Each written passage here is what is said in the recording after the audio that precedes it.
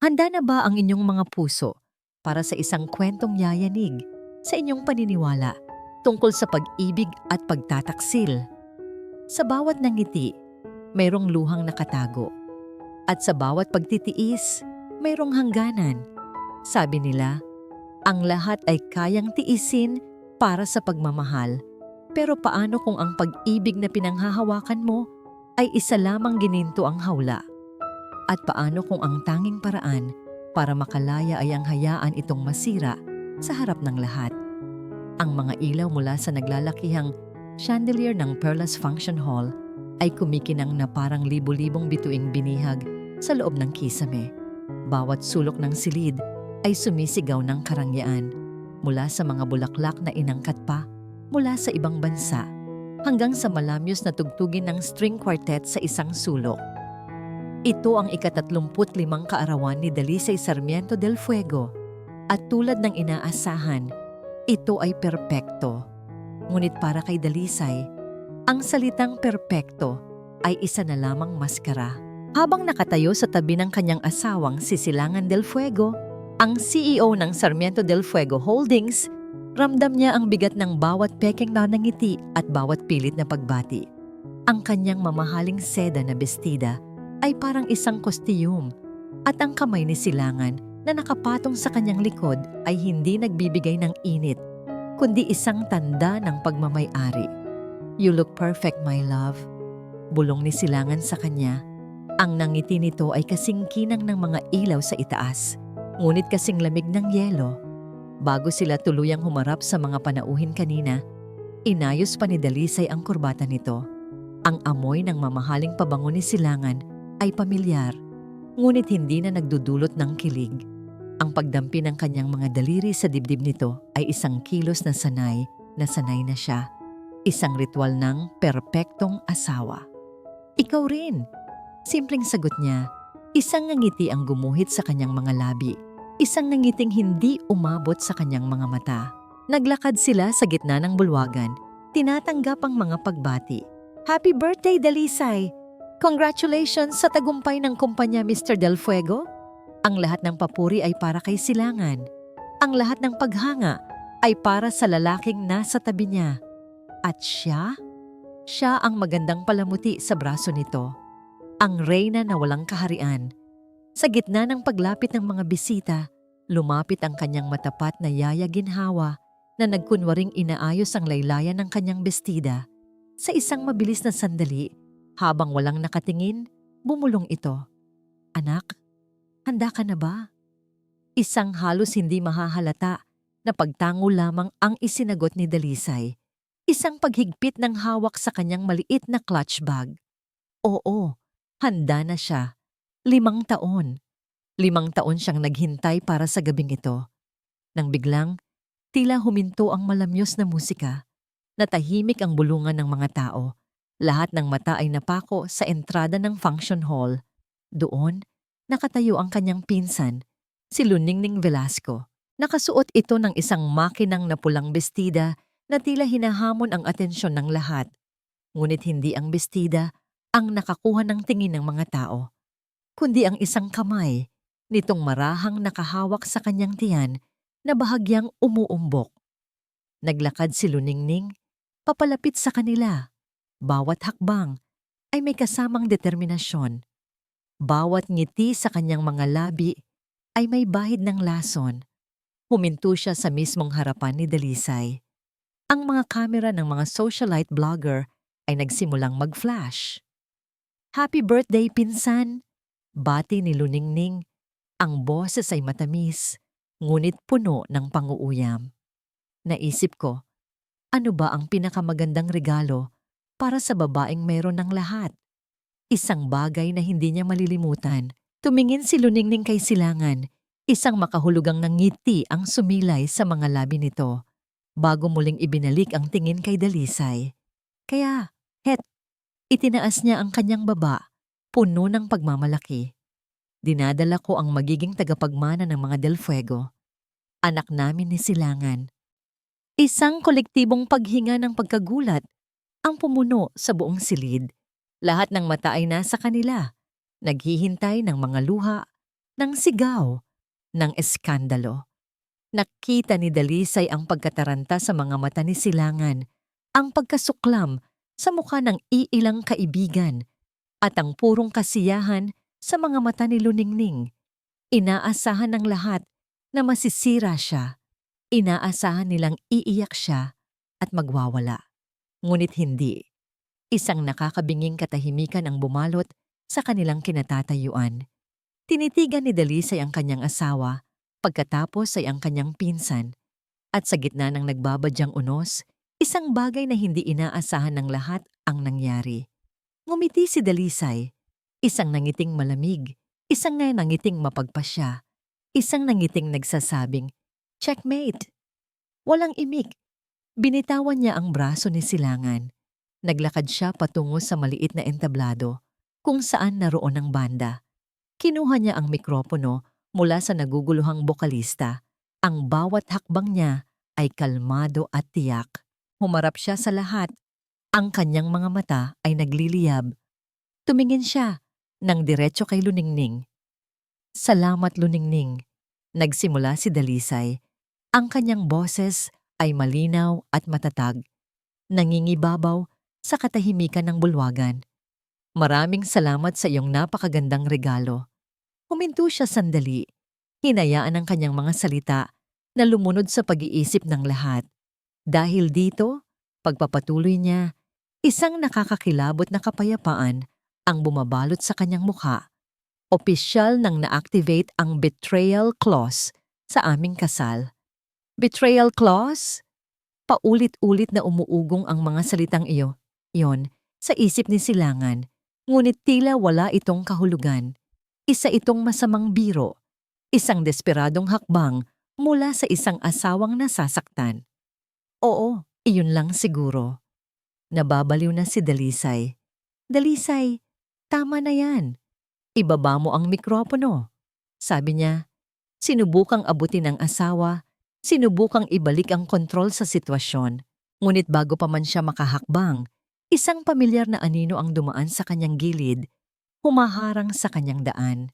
Si Katarungan Reyes, ang abogado ni Dalisay, ang matalik na kaibigan nito na matagal na niyang hindi pinagkakatiwalaan. May dala itong isang itim na leather briefcase at ang ekspresyon sa mukha nito ay kasing tigas ng bato. "Mr. Del Fuego," magalang na ngunit matigas na sabi ni Katarungan. Sapat na para marinig ng mga taong malapit sa kanila. "I believe this belongs to you."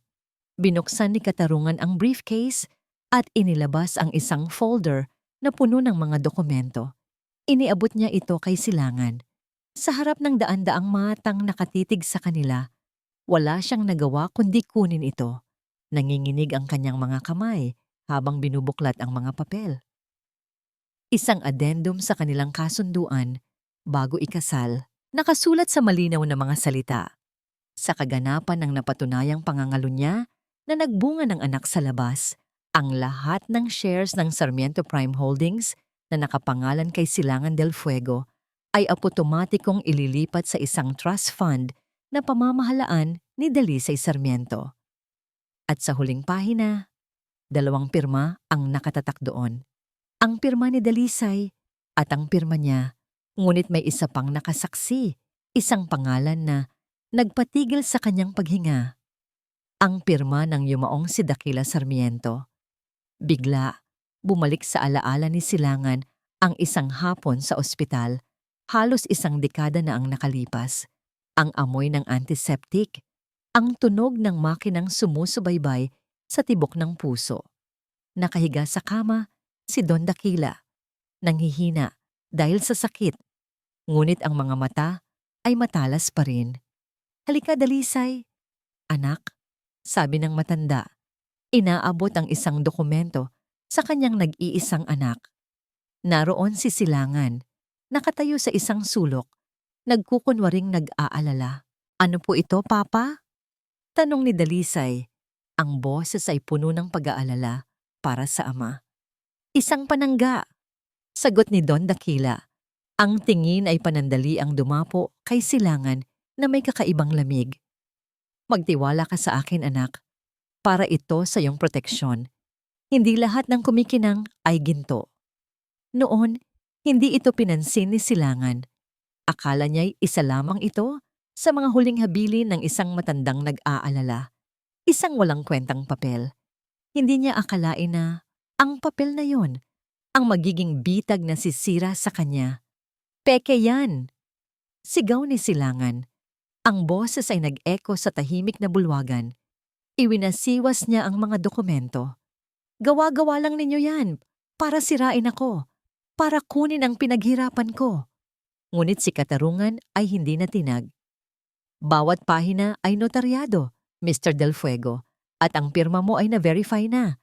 Kung gusto mo, maaari nating dalhin ito sa korte. Ngunit alam nating pareho kung ano ang magiging resulta. Napalingon si Silangan kay Luningning na ngayon ay namumutla. Ang pagmamalaki sa mukha nito kanina ay napalitan ng purong takot. Hindi ito ang plinano niya. Ang plano niya ay maging kirida ng isang bilyonaryo, hindi ng isang taong mawawalan ng lahat. Silangan, anong ibig sabihin nito? Nanginginig na tanong ni Luningning. Ngunit hindi siya pinansin ni Silangan. Ang kanyang mundo ay gumuho. Ang kanyang imperyo, ang kanyang kapangyarihan, ang lahat ng pinaghirapan niyang agawin. Naglalahong parang bula. Ang mga bulungan sa paligid ay unti-unting lumalakas, nagiging mga salitang humahatol sa kanya. Taksil. Walang hiya. Kawawang dalisay. Sa gitna ng kaguluhan, naramdaman niyang nag-vibrate ang kanyang telepono sa bulsa. Kinuha niya ito, umaasang isang mensahe ng suporta mula sa isang kakampi sa board. Ngunit ang bumungad sa kanya ay isang email mula sa Office of the Corporate Secretary. Subject: Notice of Immediate Suspension. Binasa niya ang mga salita, ngunit ang kanyang isip ay tumatangging unawain ang mga ito. Effective immediately. You are hereby suspended as President and CEO, pending an emergency board investigation. Binitawan niya ang telepono. Nahulog ito sa makapal na karpet ng walang tunog. Ngunit sa isip ni Silangan, ang pagbagsak nito ay kasing lakas ng isang pagsabog. Wala na. Sa isang iglap, nawala ang lahat. Hindi na hinintay ni Dalisay ang pagtatapos ng eskandalo. Sa sandaling naibigay ni Katarungan ang mga dokumento at naipadala ang email ng suspension, tahimik siyang umalis sa bulwagan. Iniwan niya ang mga bulungan, ang mga matang mapanghusga, at ang nag-aapoy na galit sa mga mata ni Silangan. Iniwan niya ang buhay na yon. Ang biyahe pauwi sa Beatuhías ay binalot ng katahimikan. Sa labas ng bintana ng sasakyan, ang mga ilaw ng syudad ay dumadaan na parang mga nagmamadaling alaala. Bawat gusali, bawat kanto, ay may kwento ng 10 taon nilang pagsasama. Mga pekeng tawa sa mga mamahaling restaurant, mga pilit na pagdalo sa mga pagtitipon. Pagpasok niya sa malawak na pinto ng mansyon, ang katahimikan ay mas lalong naging nakakabingi. Dito, sa ginintuang hawlang ito, ginampanan niya ang papel bilang perpektong asawa. Ngayon, ang bawat sulok ay tila nangungusap sa kanya, nagpapaalala sa lahat ng kanyang isinuko. Ang una niyang nakita ay ang dambuhalang litrato nila ni Silangan na nakasabit sa itaas ng engrandeng hagdanan, ang kanilang wedding portrait. Nakangiti sila pareho, mga ngangiting hindi totoo. Walang salita, nilapitan niya ito. Maingat, ngunit may determinasyon, ibinaba niya ang mabigat na frame. Hindi niya ito ibinagsak. Dahan-dahan niya itong isinandal sa pader, nakaharap. Ayaw na niyang makita. Nagpatuloy siya sa sala, sa library, sa kanyang opisina. Isa-isa niyang tinanggal ang lahat ng larawan ni Silangan. Ang mga litratong nagpapakita ng kanilang masayang pagsasama, mga tropeyo ng kasinungalingan. Pagkatapos, pumasok siya sa kanilang silid-tulugan. Ang amoy pa rin ni Silangan ay nanunuot sa hangin. Huminga siya ng malalim at sa isang iglap, naramdaman niya ang bigat ng 10 taon. Ang mga gabing naghihintay siya sa wala. Ang mga luhang tahimik niyang pinunasan sa unan. Tumingin siya sa kanyang kamay. Doon kumikinang pa rin ang kanyang singsing pangkasal. Isang diamanteng simbolo ng isang pangakong matagal nang napako. Marahan niya itong hinubad. Ang balat sa ilalim nito ay mas maputla, isang paalala ng matagal na pagkakakulong. Hindi niya ito itinapon. Binuksan niya ang isang maliit na drawer sa kanyang vanity table kung saan nakatago ang mga lumang alahas na hindi na niya sinusuot at maingat na inilagay ang singsing sa loob. Isang tahimik na pagtatapos. "Anak!" Isang malambing na boses ang bumasag sa katahimikan. Si Yaya Ginhawa may dalang isang tasa ng mainit na tsaa. Inilapag niya ito sa mesa at lumapit kay Dalisay. Ang mga mata ay puno ng pag-unawa. "Natatakot po ako, Yaya." Aminado ni Dalisay. Ang boses ay bahagyang nanginginig sa unang pagkakataon ngayong gabi. "Hindi ko alam kung ano ang mangyayari bukas." Hinawakan ni Yaya Ginhawa ang kanyang mga kamay. "Normal lang yan, anak. Ang paglaya ay laging may kasamang takot." Pero tumingin si Dalisay sa salamin, sa babaeng nakatingin pabalik sa kanya. Wala na ang pilit ng ngiti, wala na ang anino ng pagiging Mrs. Del Fuego. Gumaan din po ang pakiramdam ko. Parang nakahinga ako sa unang pagkakataon pagkatapos ng 10 taon. Isang maliit na ngiti ang sumilay sa labi ni Yaya Ginhawa. "Dahil yan ang tunay na ikaw, Dalisay. Ang babaeng matagal nang nagtatago." Sa sandaling iyon, tumunog ang telepono ni Dalisay. Si Katarungan. "Isay?" sabi ng abogado sa kabilang linya. Ang boses ay profesional, ngunit may bahid ng pag-aalala. "Nagpatawag na ako ng emergency board meeting para bukas ng umaga. Kailangan mong maging handa. Gagamitin ni Silangan ang lahat para sirain ka." "Alam ko," sagot ni Dalisay. Ang determinasyon ay muling bumabalik sa kanyang boses. "Salamat, Kian. Handa ako." Pagkatapos ng tawag, tumayo si Dalisay at naglakad patungo sa kanyang walk-in closet. Isang panig ay puno ng mga nagniningning na bestida at gown, ang uniforme ng kanyang pagiging asawa ng isang CEO. Binaliwala niya ang mga ito. Sa kabilang panig, sa pinakasulok na bahagi, naroon ang mga damit na matagal na niyang hindi isinusuot. Mga business suit, mga blusa, mga damit na sumisigaw ng kapangyarihan. Hinila niya palabas ang isang navy blue power suit na may matatalas na linya. Isinukat niya ito. Habang nakatingin sa kanyang refleksyon sa salamin, hindi na niya nakita ang babaeng nasaktan. Nakita niya ang anak ni Dakila Sarmiento, ang tagapagmana, ang babaeng handang lumaban para sa kung ano ang tama. Nang biglang, isang malakas na tunog ng pagbukas ng pinto sa ibaba, ang umalingaw-ngaw sa buong bahay, sinundan ng mabibigat na yabag paakyat sa hagdan. Bumukas ang pinto ng kwarto. Nakatayo roon si Silangan. Ang dati perpektong ayos na buhok ay nagulo na. Ang kanyang mamahaling suit ay lukot. At ang kanyang mga mata ay nag-aapoy sa galit at pagkasuklam. "Hindi pa tayo tapos, Dalisay," sabi niya. Ang boses ay mababa at puno ng pagbabanta. "Hindi pa." Ang sampal ay umalingaw-ngaw sa loob ng mamahaling condominium unit kung saan pansamantalang tumutuloy si Silangan. Ang bakas ng kanyang palad ay malinaw na nakamarka sa pisngi ni Luningning na napahawak dito habang nangingilid ang mga luha. Hindi dahil sa sakit, kundi dahil sa gulat at galit. "Kasalanan mo to!" sigaw ni Silangan. Ang boses ay paos sa galit. Nagpapalakad-lakad siya na parang isang tigreng nakakulong sa hawla.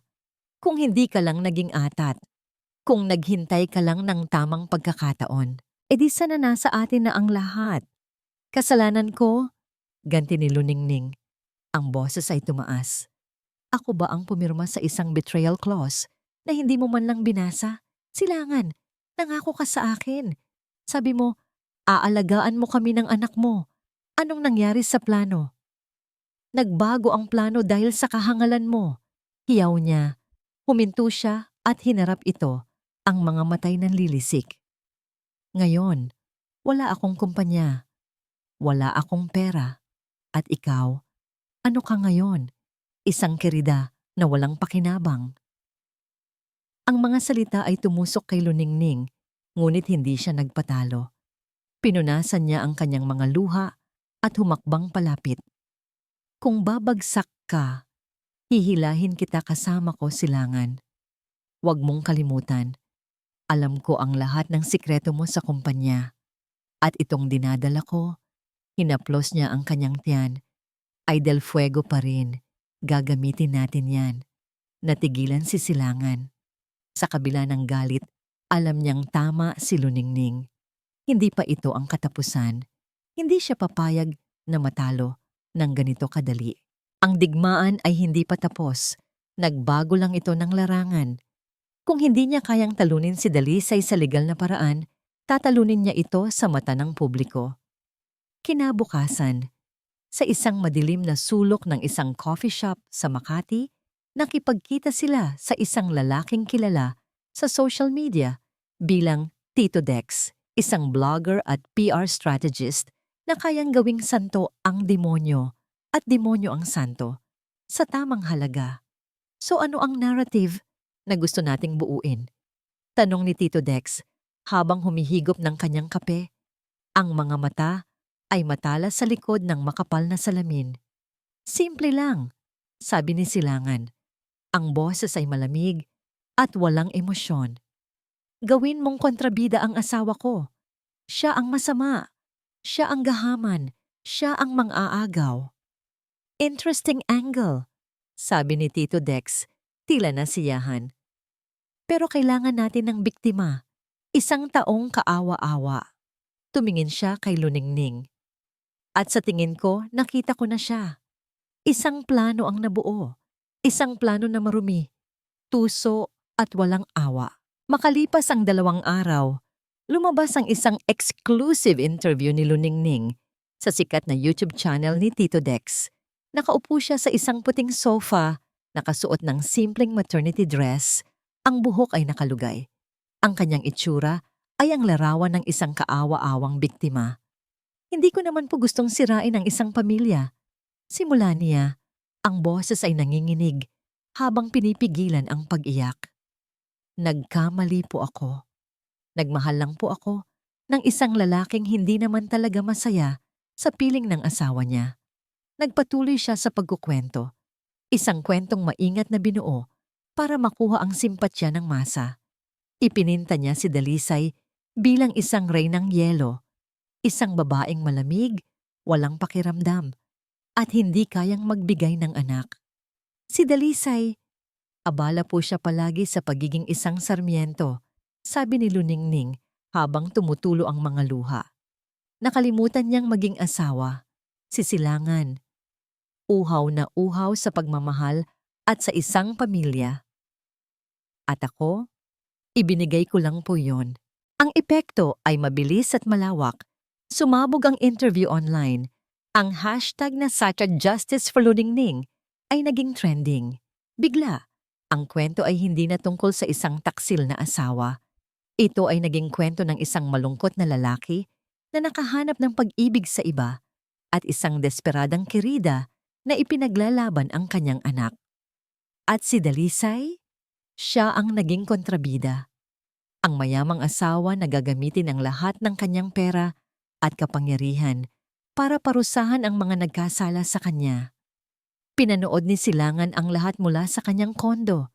Nakabukas ang kanyang laptop, nagre-refresh sa bawat segundo. Ang mga dating papuri kay Dalisay ay napalitan ng mga masasakit na komento. Grabe si Dalisay, halimaw pala. Pera lang pala ang habol sa asawa niya. Kawawa naman si Luningning at yung baby. Ipaglaban mo yan, girl. Cancel Dalisay Sarmiento. Isang nangiti ang gumuhit sa labi ni Silangan. Isang nangiting mapait ngunit puno ng tagumpay. Ito ang kanyang kontra-atake. Sinisira niya ang nag-iisang bagay na hindi kayang bilhin ng pera ni Dalisay. Ang kanyang pangalan at reputasyon. Sa kabilang panig ng syudad, sa loob ng tahimik na opisina ng Sarmiento Prime Holdings, Binuksan ni Dalisay ang kanyang telepono. Bumungad sa kanya ang libu-libong notifikasyon. Ang kanyang mukha ay nasa lahat ng dako, katabi ng mga salitang mang-aagaw, demonya, at malupit. Bawat komento ay parang isang patalim na tumatarok sa kanyang puso.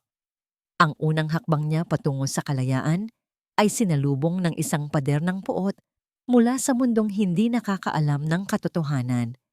Para kay Luningning Velasco, ang kasikatan ay may lasang mas matamis pa sa pinakamahal na champagne.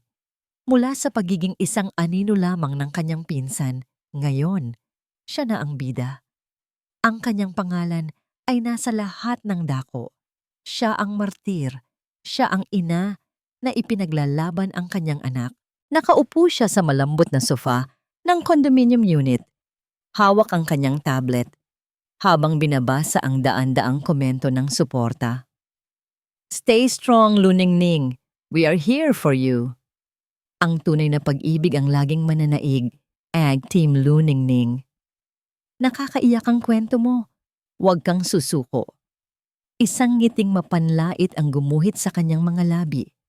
Mga hangal. Napakadaling paikutin ng mga tao. Isang magandang kwento, ilang patak ng pekeng luha, at lahat sila ay kakampi na niya. Hinigop niya ang kanyang mamahaling tsa. Sa wakas, nararamdaman na niya ang lahat ng bagay na dapat ay sa kanya noon pa. Ang atensyon, ang simpatya, ang kapangyarihan. Sa gitna ng kanyang kasiyahan, isang pamilyar na takot ang biglang kumurot sa kanyang dibdib. Sisilangan. Kanina lang, bago ito umalis, muli siyang tinanong nito. Yung resulta ng DNA test, Luningning, ano na? Kailangan ko yan para mapatunayan sa board na nagsasasabi tayo ng totoo. Oh, relax ka lang, Silangan, sagot niya, gamit ang pinakalma niyang boses. Sabi ng OB-GYN ko, maselan pa ang pagbubuntis ko. Baka ma-stress lang ang baby sa amniocentesis. Hintayin na lang nating lumabas. Isang palusot. Isang palusot na alam niyang hindi magtatagal. Habang iniisip niya ito, isang biglaang tunog ng notifikasyon mula sa kanyang telepono ang pumutol sa kanyang pagmumuni-muni. Hindi ito galing sa social media. Isa itong text message mula sa isang numerong hindi nakarehistro. Binuksan niya ito. 2 pangungusap lang.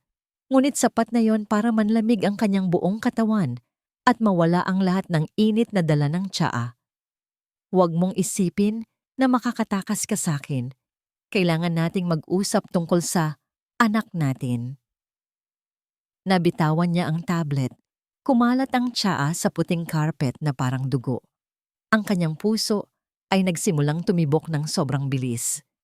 Ang lalaking iyon, paano? Bigla, bumalik ang alaala niya. Malinaw na parang kahapon lang nangyari. 3 buwan na ang nakalipas. Nasa loob siya ng isang mamahaling hotel suite sa Taguig. Hindi ito ang mundo ni Dalisay, na puno ng mga antigong kasangkapan. Ito ay moderno, malamig, at walang personal na ugnayan. Isang perpektong lugar para sa mga sikreto. Nakahiga siya sa kama, katabi ang isang lalaking hindi sisilangan. Si Rico Suarez, isang makisig na negosyante at ang pinakamatinding karibal ni Silangan sa industriya. Sigurado ka ba sa plano mo, Ning? Tanong ni Rico, habang nagsusuot ng kanyang relo. Delikado to. Ngumiti si Luningning at hinaplos ang dibdib nito.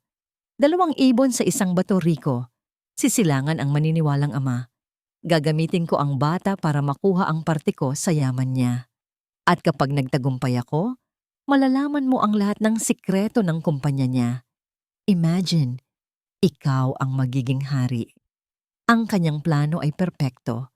Isang bitag para sa 2 makapangyarihang lalaki, isang laro kung saan siya ang nag-iisang reyna. Ngayon, ang larong iyon ay malapit nang sumabog sa kanyang mukha. Nanginginig niyang kinuha ang telepono at nag-reply, "Sino ka?" Isang desperadong pagtatangka, kahit alam na niya ang sagot. Ang reply ay mabilis. "Alam mo kung sino ako. Magkita tayo sa parking lot ng St. Luke's BGC. Bukas, 10 a.m. Huwag kang magkakamaling hindi sumipot. Kinabukasan, nandoon siya, nakasuot ng malaking sombrero at salamin para hindi makilala. Nakita niya siya, si Rico Suarez, nakasandal sa kanyang itim na BMW, kalmadong naghihintay. Ang itsura nito ay hindi galit, na mas lalo niyang ikinatakot.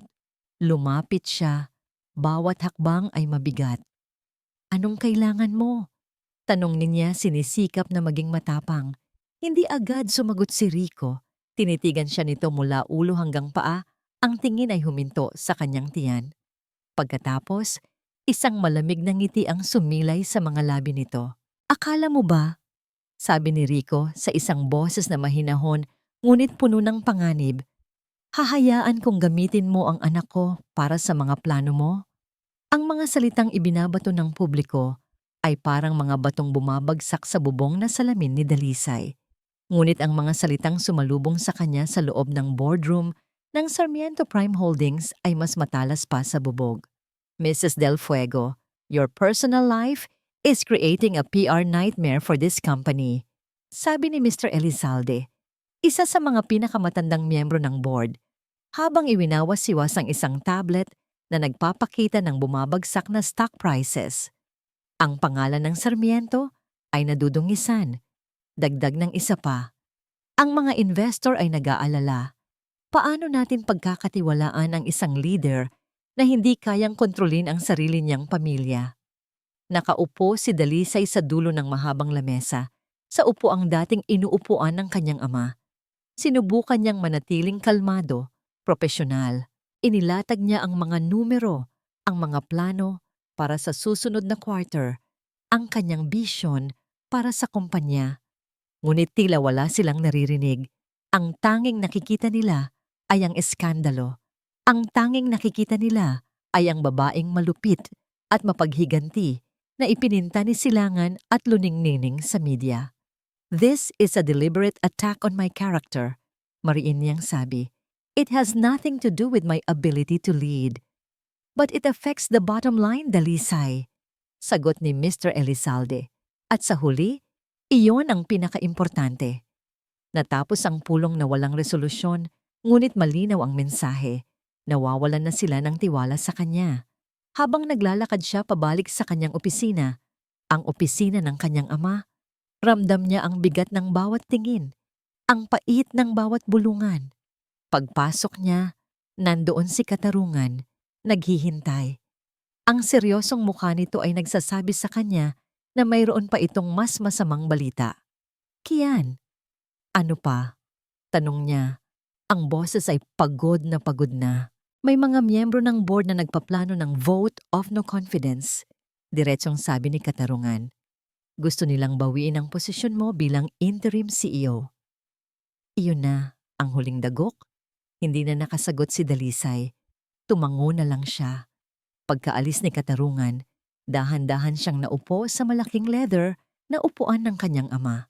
Ang upuang dati ay simbolo ng kanyang pangarap at inspirasyon. Ngayon, ay parang trono ng kanyang kabiguan. Dito, sa katahimikan ng opisinang ito, bumigay siya. Ang mga luhang matagal na niyang pinigilan ay nagsimulang bumagsak. Una, paunti-unti.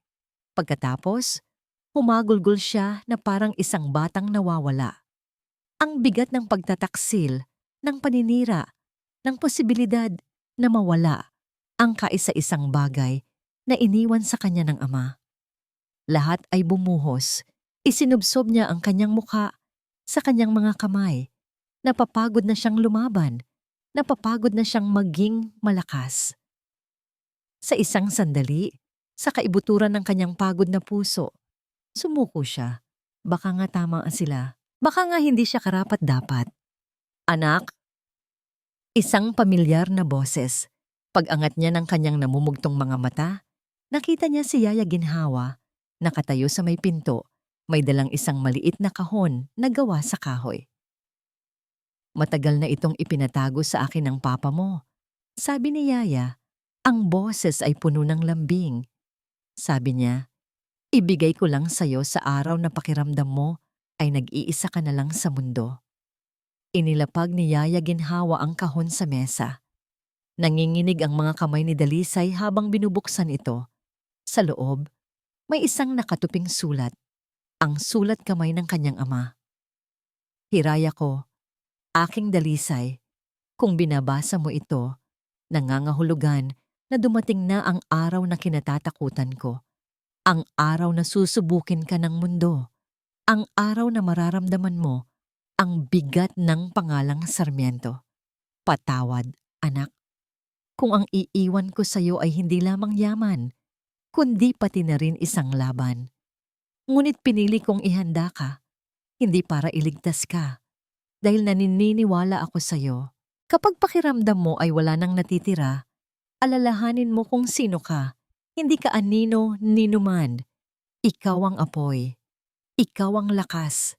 Huwag kang bibitaw, anak, kahit gaano kadilim. Nagmamahal, Papa.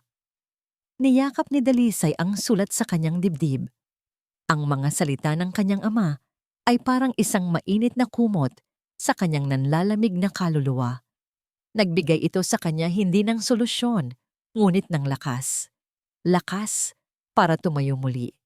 Kahit pa nanginginig ang mga tuhod, pinunasan niya ang kanyang mga luha. Ang pag-iyak ay tapos na. Ang pagsuko ay tapos na.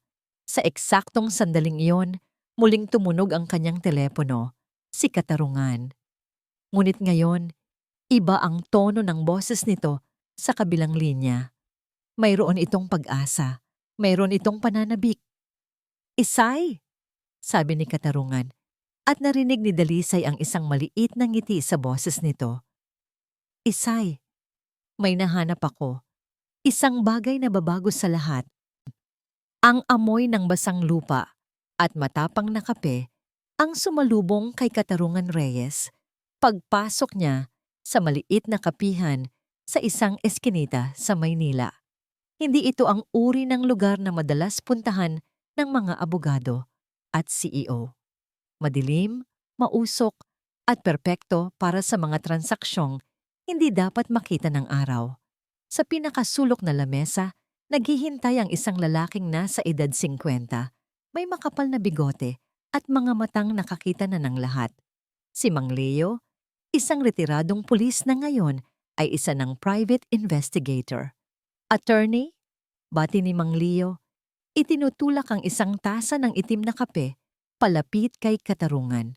Leo, sagot ni Katarungan, umupo at hindi na nagpaligoy-ligoy pa. Ano ang nakuha mo?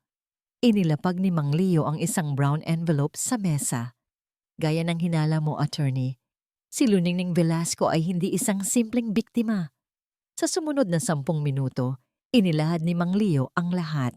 Ang mga bank statement ni Luningning na nagpapakita ng malalaking cash deposit mula sa isang hindi kilalang source. Ang mga record ng pag-check-in niya sa isang 5-star hotel sa Taguig, hindi kasama si Silangan. Bumalik si Katarungan sa kanyang opisina, dala ang mga piraso ng puzzle. Inilatag niya ang lahat sa kanyang mesa. Ang kanyang war room ay tahimik. Tanging ang tunog lamang ng pag-click ng kanyang mouse ang maririnig. Kailangan niyang buuin ang kwento. Una, ang mga phone records. Daang-daang tawag at text messages sa pagitan ni Luningning at Silangan. Ngunit may isa pang numero na palaging tumatawag kay Luningning tuwing gabi. Mga tawag na tumatagal ng halos 1 oras. Isang numerong nakarehistro sa isang korporasyon, Suarez Enterprises. Kumunot ang noo ni Katarungan. Rico Suarez, ang pinakamatinding kalaban ni Silangan sa negosyo. Sunod, ang mga security footage mula sa hotel na nakuha ni Mang Leo, isang malabong video. Pumasok si Luningning sa elevator. Makalipas ang ilang segundo, isang lalaki ang sumunod. Hindi malinaw ang mukha, ngunit kitang-kita ang isang mamahaling Patek Philippe na relo sa braso nito, ang signature watch ni Rico Suarez. Tumayo si Katarungan at naglakad-lakad. Hindi lang ito simpleng pangangalo niya. Isa itong sabwatan. Isang ahas na may 2 ulo. Ginamit ni Luningning si Silangan Para sa pera at si Rico para saan? Para sirain si Silangan mula sa loob? Ngunit kulang pa rin. Ang lahat ng ito ay circumstantial. Kailangan niya ng isang bagay na hindi maikakaila. Isang bagay na wawasak sa buong kasinungalingan nila. At doon, naalala niya ang pinakamalaking kahinaan ng kanilang kwento. Ang bata. Ang di umano'y tagapagmana. Ginamit niya ang kanyang mga koneksyon. Isang tawag sa isang kaibigan sa isang kilalang medical laboratory. Isang malaking pabor na sisingilin sa kanya balang araw. Ngunit para kay Dalisay, handa siyang bayaran yon. Makalipas ang 2 araw, isang motorcycle courier ang nag-abot sa kanya ng isang selyadong brown envelope. Walang pangalan ng nagpadala. Tanging ang logo lang ng laboratorio. Pumasok siya sa kanyang opisina at nilock ang pinto. Dahan-dahan, binuksan niya ang envelope. Sa loob, isang solong papel, isang DNA test result, isang sample na palihim na nakuha ni Mang Leo mula sa isang basong ginamit ni Silangan at isang prenatal sample mula sa laboratorio ng OB-GYN ni Luningning. Binasa niya ang mga teknikal na salita, ang mga numero, ang mga porsyento, at sa pinakababa ang konklusyon, ang mga salitang magiging huling baraha ni Dalisay. Subject A, Silangan del Fuego. Subject B, fetus result. The alleged father is excluded. Probability of paternity? Huminga ng malalim si Katarungan. Isang nangiti ng tagumpay ang sumilay sa kanyang mga labi. Checkmate. Dali-dali niyang inayos ang lahat ng ebidensya sa isang folder, ang mga bank statement, ang mga litrato mula sa CCTV, ang phone records, at sa pinakaibabaw, ang DNA test result. Ito ang sandata. Ito ang katotohanan. Nagmaneho siya papunta sa opisina ni Dalisay. Naabutan niya itong nakaupo sa desk ng ama nito. Pagod ngunit hindi sumusuko. Ang sulat ng kanyang ama ay nasa gilid ng mesa. Walang salita. Inilapag ni Katarungan ang folder sa harapan ni Dalisay. Nagtatakang tiningnan siya ni Dalisay bago binuksan ang folder. Sinundan nga mga mata ni Katarungan ang pagbabago sa ekspresyon ng kaibigan. Mula sa pagkalito, patungo sa pagkabigla habang tinitingnan ang mga litrato, hanggang sa nanlalaking mga mata nang makita ang DNA result. Nang matapos niya itong basahin, dahan-dahan niyang isinara ang folder. Ang pagod sa kanyang mukha ay nawala. Ang lungkot sa kanyang mga mata ay napalitan ng isang bagay na mas matindi. Isang malamig at nag-aapoy na determinasyon. Tumingin siya kay Katarungan at sa unang pagkakataon sa loob ng maraming araw, isang matatag na ngiti ang nakita nito sa kanyang mga labi. Kinuha ni Dalisay ang intercom sa kanyang mesa. Ang kanyang boses nang magsalita siya ay hindi na boses ng biktima.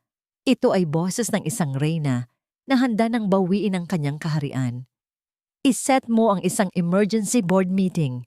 Utos niya sa kanyang sekretarya. Ngayon na. Ang hangin sa loob ng boardroom ay malamig at mabigat. Ang bawat miyembro ng board of directors ay nakaupo sa kanilang itinalagang upuan sa paligid ng mahabang lamesa na gawa sa mahogany. Ang kanilang mga mukha ay seryoso at hindi mabasa. Sa isang dulo, nakaupo si Dalisay. Tuwid ang likod, kalmado ang ekspresyon. Sa kabilang dulo, si Silangan, na kahit suspendido ay pinayagang dumalo. Sa tabi niya, si Luningning, na maingat na inaalalayan ang kanyang tiyan, ang larawan ng isang inaapi. We are here today to discuss a matter of utmost urgency, simula ni Mr. Elizalde, ang tumatayong chairman. Ang vote of no confidence laban sa kasalukuyang interim CEO, Mrs. Dalisay Sarmiento del Fuego. Tumingin si Silangan sa paligid, puno ng kumpiyansa. Ito na ang kanyang sandali. Tumayo siya, ang boses ay puno ng pekeng pagpapakumbaba at pag-aalala para sa kumpanya. Mga Ginoo, mga ginang, simula niya. Walang sino man ang mas nasasaktan sa mga nangyayari kaysa sa akin. Ngunit kailangan nating isantabi ang personal na damdamin. Ang kumpanyang ito na itinayo ng aking biyenan ay nanganganib dahil sa padalos-dalos na desisyon ng isang babaeng sunod-sunuran sa kanyang emosyon. Ang kanyang paghihiganti ay dinudungisan ang pangalan ng Sarmiento. Paano natin pagkakatiwalaan ang isang leader na ganito? Nagkaroon ng bulungan. Ang ilan ay tumango bilang pagsang-ayon. Mukhang gumagana ang plano ni Silangan. Nang matapos si Silangan, lahat ng mata ay bumaling kay Dalisay. Hindi siya tumayo. Nanatili siyang nakaupo, isang kilos na nagpapakita ng kontrol, hindi ng kahinaan. Salamat Silangan, sabi niya. Ang boses ay matatag. Salamat sa iyong opinyon. Tumingin siya sa bawat miyembro ng board. Totoo, may eskandalong nangyayari. Ngunit hindi ako ang gumawa nito. Ako ang biktima. At ngayon, ipapakita ko sa inyo ang katotohanan. Sumenya siya kay Katarungan na nasa isang sulok. Isang malaking screen sa likod ni Dalisay ang biglang umilaw. Ipinakilala ni Mr. Del Fuego si Miss Velasco bilang biktima. Pagpapatuloy ni Dalisay. Isang babaeng nagmahal lamang. Tingnan natin. Sa screen, isang video ang lumabas. Isang malabong kuha mula sa security camera ng isang hotel. Si Luningning pumapasok sa elevator. At ilang sandali pa, isang lalaki ang sumunod. Nag-zoom in ang video sa braso ng lalaki. Isang Patek Philippe na relo. Ang lalaking yan, sabi ni Dalisay, ay si Rico Suarez, ang pinakamatinding kalaban ng kumpanyang ito. Isang malakas na pagbulong ang pumuno sa silid. Napatingin si Silangan kay Luningning. Ang mukha ay puno ng pagkalito. Anong ibig niya sabihin niya, Ning? Namutla si Luningning. Hindi totoo yan. Gawa-gawa lang yan ni Dalisay. Ngunit hindi pa tapos si Dalisay. Ang kasinungalingan ay may maraming mukha. Ngunit ang katotohanan, iisa lang. Muling nagbago ang nasa screen, isang dokumento, isang opisyal na resulta mula sa isang kilalang laboratorio. Pinalaki ang huling bahagi ng dokumento para malinaw na mabasa ng lahat. Subject A, Silangan del Fuego. Subject B, fetus result. The alleged father is excluded. Probability of paternity, %. Kung kanina ay may bulungan, ngayon isang nakakabinging katahimikan ang bumalot sa buong boardroom. Maging ang tunog ng aircon ay tila huminto. Dahan-dahan, napalingon ang lahat kay Silangan at Luningning. Ang mukha ni Silangan ay hindi na maipinta. Mula sa pagkalito, naging pagkagulat, at sa huli, purong galit na hindi maitago. Tumingin siya kay Luningning, hindi na bilang isang kakampi, kundi bilang isang taong sumaksak sa kanya ng patalikod. Sinungaling, sabi niya sa nanginginig na pabulong. Niloko mo ko. Si Luningning naman ay tuluyan ng bumagsak. Napahawak siya sa mesa, ang kanyang mga tuhod ay nanghina. Ang lahat ng kanyang kasinungalingan, ang kanyang perpektong plano ay gumuho sa isang iglap. Hindi. Iyon na lamang ang paulit-ulit niyang sinasabi habang umiiling. Tumayo si Dalisay. Ngayon, siya na ang nag-iisang taong may kapangyarihan sa silid na yon. Ang kanyang boses ay hindi na kailangang ilakas para marinig. Ito po ang totoong kwento, sabi niya, habang nakatingin sa mga miyembro ng board na ngayon ay hindi makatingin sa kanya ng diretso dahil sa kahihiyan. Isang sabuatan para sirain hindi lang ako, kundi ang buong Sarmiento Prime Holdings. Tinalikuran niya ang nagwawalang sisilangan at ang umiiyak na si Luningning. Hinarap niya ang mga taong magpapasya sa kanyang kapalaran. Ngayon, sabi niya, ang boses ay kalmado ngunit may bigat ng awtoridad. Sino ang karapat dapat mamuno sa kumpanyang ito? Ilang linggo ang lumipas. Ang iskandalong yumanig sa mundo ng mga mayayaman ay unti-unting humupa. Napalitan ng mga bagong balita, ng mga bagong tsismis. Si Silangan del Fuego ay naglahong parang bula. Iniwan ang lahat ng kahihiyan. Si Luningning Velasco, kasama ang kanyang mga kasinungalingan, ay hindi na rin muling nakita. Sa loob ng boardroom kung saan minsan siyang hinusgahan, si Dalisay Sarmiento na ngayon ang nakaupo sa dulo ng mesa. Ngunit ngayon, ang mga tingin na sumasalubong sa kanya ay hindi na puno ng pagdududa, kundi ng respeto. "Good morning," bati niya. Ang kanyang boses ay kalmado, ngunit may awtoridad. Ang una sa ating agenda, ang pagbabalik ng opisyal na pangalan ng kumpanya. Simula ngayon, tayo ay muling makikilala bilang Sarmiento Prime Holdings. Isang saglit na katahimikan ang sinundan ng palakpakan mula sa mga miyembro ng board. Isang simbolikong pagbubura sa madilim na kabanata ng kanilang kasaysayan. Habang pinapangunahan niya ang pulong, walang bakas ng paghihiganti sa kanyang mga kilos. Tanging ang pagnanais na muling itayo ang legasiya ng kanyang ama sa pundasyon ng katotohanan at integridad. Pagbalik niya sa kanyang opisina, isang selyadong sobre ang naghihintay sa kanyang mesa. Galing ito kay Mr. Elizalde. Sa loob, isang maikling, sulat kamay na liham. "Miss Sarmiento, walang salita ang makakapagpahayag ng aking paghingi ng paumanhin. Hinusgahan kita base sa ingay at hindi sa iyong pagkatao. Napatunayan mong ikaw ang tunay na anak ng iyong ama. Isang karangalan ang pagsilbihan ka." Tinupi ni Dalisay ang sulat at itinabi ito. Hindi na niya kailangan ng paumanhin, ngunit tinanggap niya ito bilang isang tanda na ang laban ay tunay ngang tapos na.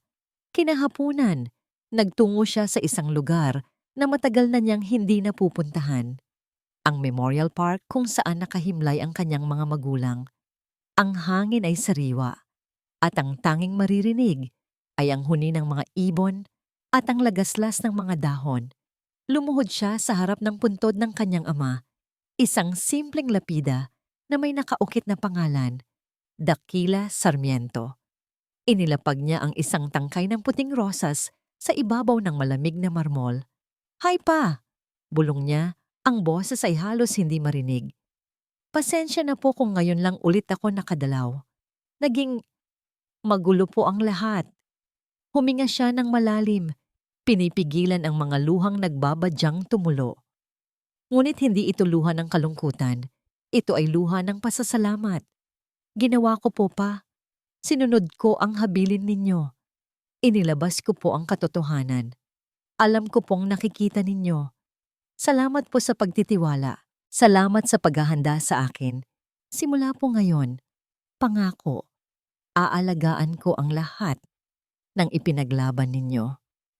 Nanatili siya roon ng matagal sa tahimik na pakikipag-usap sa kanyang ama. Sa pag-alis niya, gumaan ang kanyang pakiramdam. Isang bigat ang naalis sa kanyang dibdib. Imbes na umuwi, nagpasya siyang magmaneho papunta sa isang beach resort na pag-aari ng pamilya sa Batangas. Isang lugar na puno ng masasayang alaala ng kanyang kabataan. Pagtigil ng sasakyan, agad niyang hinubad ang kanyang sapatos at tumakbo sa buhanginan. Naramdaman niya ang init nito sa kanyang mga talampakan, isang pakiramdam na matagal na niyang kinalimutan. Naglakad siya papalapit sa dagat, hinayaan ng mga alon na halikan ang kanyang mga paa. Ang amoy ng alat, ang tunog ng mga alon, ang lawak ng karagatan, lahat ay nagbibigay sa kanya ng kapayapaan. Nag-iisa siya, ngunit hindi siya malungkot. Dito, sa harap ng walang katapusang dagat, naramdaman niya ang tunay na kalayaan. Habang pinapanood niya ang paglubog ng araw, isang pamilyar na boses ang kanyang narinig. Mukhang mas maganda ang tanawin dito kaysa sa boardroom. Lumingon siya. Si Katarungan, nakatayo ilang metro mula sa kanya, may dalang 2 tasa ng kape. Nakasuot ito ng simpleng polo shirt at pantalon, hindi ang kanyang karaniwang abogadong uniforme. Lumapit ito at iniabot sa kanya ang isang tasa. "Kape?" "Salamat, Kian," sabi ni Dalisay. Tinatanggap ang mainit na inumin. Tumayo sila roon ng magkatabi. Tahimik na pinapanood ang pagkulay kahel ng kalangitan. Walang usapan tungkol sa kumpanya, sa kaso o sa nakaraan. Tanging ang payapang katahimikan sa pagitan ng dalawang magkaibigan. Nang halos lamunin na ng dagat ang araw, nagsalita si Katarungan. So, tanong nito, habang nakatingin sa malayo. Ano na ang susunod para kay Dalisay Sarmiento? Hindi agad sumagot si Dalisay sa tanong ni Katarungan. Tumingin siya sa malayo, sa dahan-dahang paglubog ng araw sa abot-tanaw. Ang kulay kahel, lila at ginto ay naghahalo sa kalangitan. Isang perpektong obra na hindi kayang pantayan ng kahit anong mamahaling pinta sa loob ng kanyang dating mansyon. Huminga siya ng malalim, nilalasap ang alat ng hangin. Pinapakinggan ang paulit-ulit na himig ng mga alon. Sa loob ng 10 taon, ang buhay niya ay isang pagganap. Siya ang reyna sa isang palasyo ng kasinungalingan. Suot ang isang koronang gawa sa pagtitiis. Bawat kilos, bawat ngiti ay kinakalkula. Ngayon, dito sa dalampasigan, walang korona, walang trono, walang mga matang mapanghusga. Tanging siya at ang kalayaan. Ngumiti siya, isang tunay na ngiti na umabot hanggang sa kanyang mga mata. Isang ngiting hindi na kailangang pekein. Ang susunod? Ulit niya sa tanong ni Katarungan. Ang boses ay mahinahon. Tumingin siya sa kaibigan. Ang kanyang mga mata ay kumikinang dahil sa refleksyon ng papalubog na araw. Pagtupad sa sarili kong mga pangarap. Hindi ito isang sagot na naghahanap ng opinyon. Ito ay isang deklarasyon. Sa isip ni Dalisay, isang montage ng mga posibilidad ang nabuo. Nakita niya ang kanyang sarili, hindi lang sa boardroom, kundi sa isang maliit na opisina. Gumuguhit ng mga disenyo para sa isang maliit na foundation na tumutulong sa mga babaeng biktima ng pang-aabuso. Nakita niya ang kanyang sarili na tumatawa ng malakas kasama si Yaya Ginhawa habang nagluluto sila sa kusina. Hindi na isang malawak at malamig na kusina ng mansyon, kundi isang mas maliit, mas maaliwalas na lugar. Nakita niya ang kanyang sarili na naglalakbay, hindi para sa business meetings, kundi para makita ang ganda ng mundo. Dala lamang ang isang backpack at isang pusong bukas sa mga bagong karanasan. Ang mga pangarap na matagal na niyang ibinaon sa ilalim ng kanyang mga obligasyon bilang Mrs. Del Fuego ay unti-unting muling nabubuhay. Tumango si Katarungan, isang ngiti ng pag-unawa at paghanga ang nasa kanyang mga labi. Iyon ang pinakamagandang sagot na narinig ko. Hindi na nila kailangan pang magsalita. Sa pagitan nila ay isang malalim na pagkakaibigan, isang respeto na nabuo sa gitna ng unos. Tumalikod si Dalisay at nagsimulang maglakad sa dalampasigan, papalayo kay Katarungan, papalapit sa dulo ng dalampasigan kung saan ang mga alon ay mas malakas. Hindi siya tumatakbo palayo. Siya ay naglalakad patungo sa isang bagong simula. Bawat hakbang niya sa basang buhangin ay isang pag-iiwan ng marka, isang simbolo ng kanyang pag-angkin sa kanyang sariling landas. Bawat hampas ng alon na bumubura sa mga markang iyon ay isang paalala na ang nakaraan ay tapos na at ang hinaharap ay isang malinis na pahina na naghihintay na sulatan. Siya si Dalisay Sarmiento. Hindi asawa ni Silangan, hindi anino ni Dakila. Siya ay siya. Ang reyna hindi ng isang palasyo, kundi ng kanyang sariling kwento. At dito po nagtatapos ang kwento ni Dalisay. Isang kwentong sumubok sa katatagan, sumukat sa pagtitiis, at nagpakita ng tunay na kahulugan ng kalayaan. Ipinakita sa atin ni Dalisay na ang tunay na lakas ay hindi nasusukat sa yaman o kapangyarihan, kundi sa kakayahang bumangon mula sa pinakamatinding pagbagsak. Ang pagpapatawad sa sarili at ang pag-angkin sa sariling kwento. Iyon ang susi para muling mabuo ang isang pusong winasak ng pagtataksil. Maraming salamat po sa inyong walang sawang pagsubaybay at pakikinig sa paglalakbay ni Dalisay. Sana po ay meron kayong napulot na aral at inspirasyon sa kwentong ito. Ano po ang masasabi ninyo sa naging katapusan ng ating bida? At anong uri naman po ng kwento ang gusto ninyong marinig sa susunod? Huwag po kayong mahiyang mag-iwan ng inyong mga komento sa ibaba. Ang inyong bawat salita ay mahalaga po sa amin. Hindi dito nagtatapos ang ating paglalakbay. Marami pa pong kwentong kasing ganda at mas puno ng aral dito sa aming channel. Kung nagustuhan nyo ang kwentong ito, i-like, i-share sa pamilya at mga kaibigan, at mag-subscribe na rin para lagi kayong updated sa mga susunod pa naming kwento. I-click nyo ang notification bell para kayo ang unang makarinig kapag may bago kaming upload. Pagpalain po kayo ng Panginoon, kayo at ang inyong buong pamilya. Hanggang sa muli.